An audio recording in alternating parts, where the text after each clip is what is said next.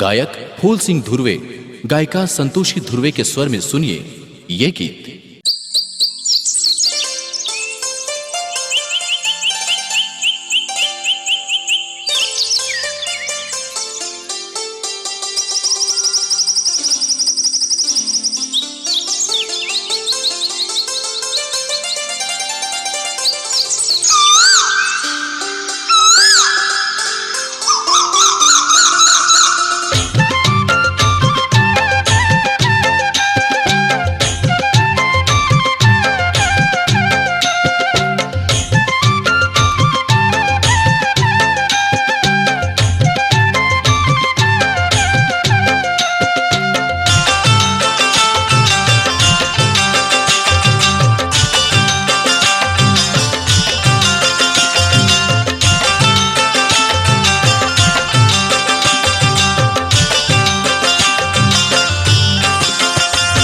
घुमेलाया बेवो घुमेलाया बिना डोंगिरी के तीर माँ घुमेलाया बिना डोंगिरी के तीर माँ घुमेलाया बिना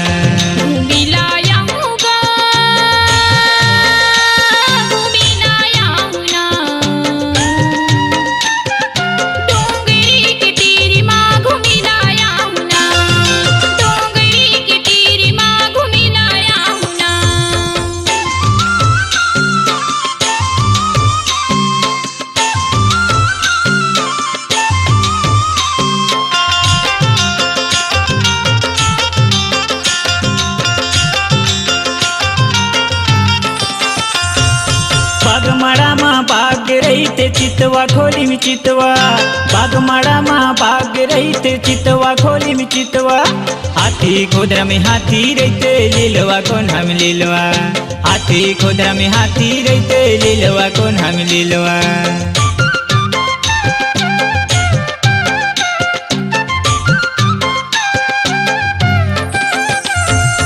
बागमाड़ा माँ बाग रही थे चितवा खोली में चितवा बागमाड़ा माँ बाग रही थे चितवा खोली में चितवा हाथी खोदरा में हाथी रहते लीलवा कौन हम लीलवा हाथी खोदरा में हाथी रहते लीलवा कौन हम लीलवा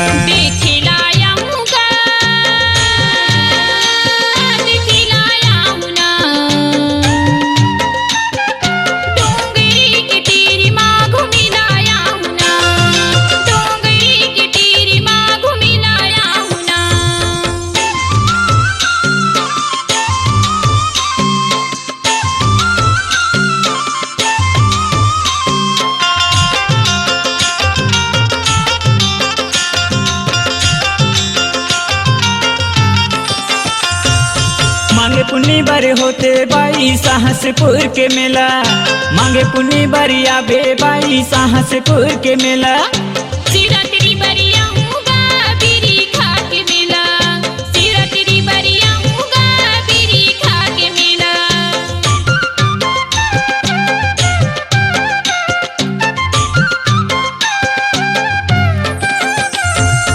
मांगे पुन्नी बारे होते बाई साहसपुर के मेला मांगे पुन्नी बारी आबे बाई साहसपुर के मेला सिरा तेरी बरिया होगा बीरी खा के मेला सिरा तेरी बरिया होगा बीरी खा के मेला मिले लाया बेवो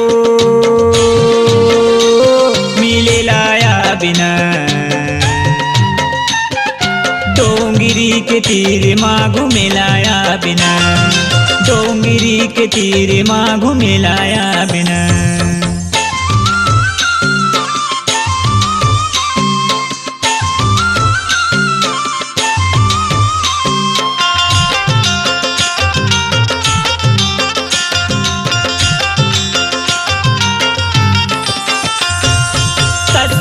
लोहारा पड़ते जिला कबीरधाम तहसीले लोहारा पड़ते जिला कबीरधाम बानो मोर गाँव हवाई फूल सिंह मोरिना बानो मोर गाँव हवाई फूल सिंह मोरिना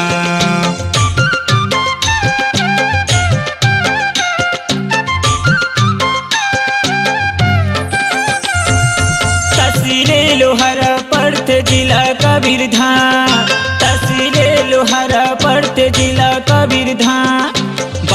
मोर गाँव हवाई फूल सिंह मोरी नाव, बानो मोर गाँव हवाई फूल सिंह मोरी नाव। पूछते आऊँगा